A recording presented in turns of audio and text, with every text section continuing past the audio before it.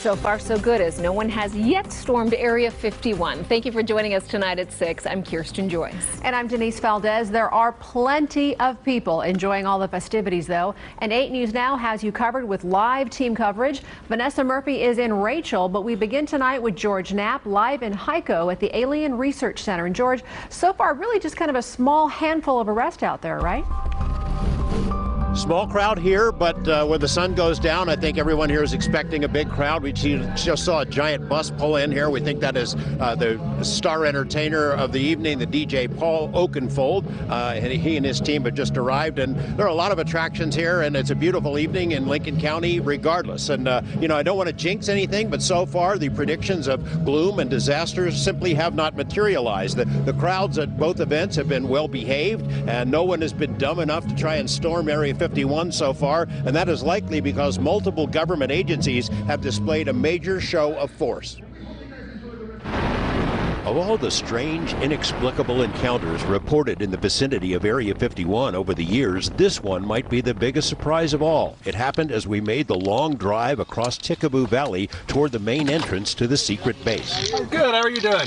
We're with Channel 8 out of Las Vegas. Okay, how many people in the car? 3. Awesome. Yeah, we're going to ask the vehicle to stay here. Sure, yeah, of course. And then there's, you're welcome to walk down and photograph and videotape, as you wish. The security forces that guard Area 51 are known by many names and for many things, but courtesy has never been one of them. That's never been their job. The so-called camo dudes who lurk on hilltops and pounce on anyone who crosses the line into the base have taken a back seat for this week's events, but security at the base has never been tighter. And the word came down from the Pentagon, from either Secretary of Defense or Secretary of the Air Force.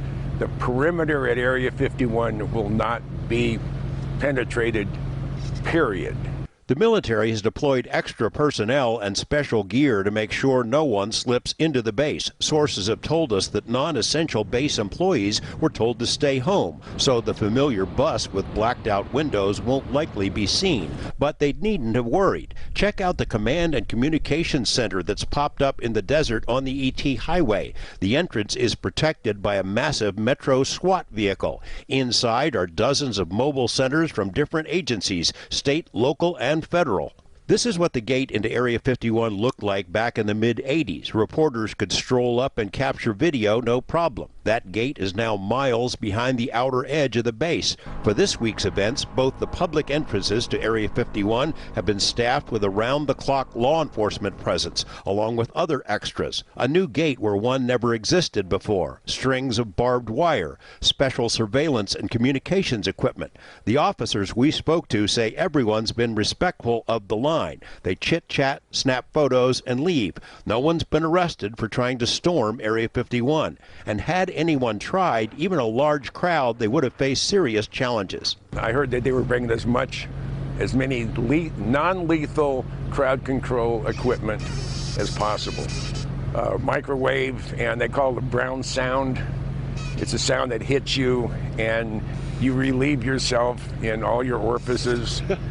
And that sort of diminishes your enthusiasm for going through the fence line.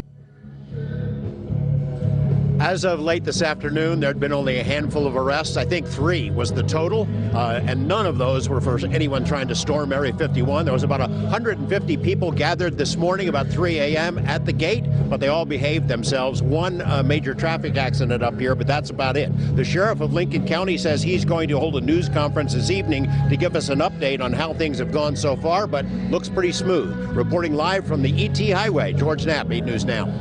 Hey, George, I don't know if you know the answer to this, but Maddie Roberts, the fellow who started this whole Facebook page several months ago, was in Las Vegas last night for a small gathering. Any idea if he's going to be out there and talk to some of the crowd over the weekend?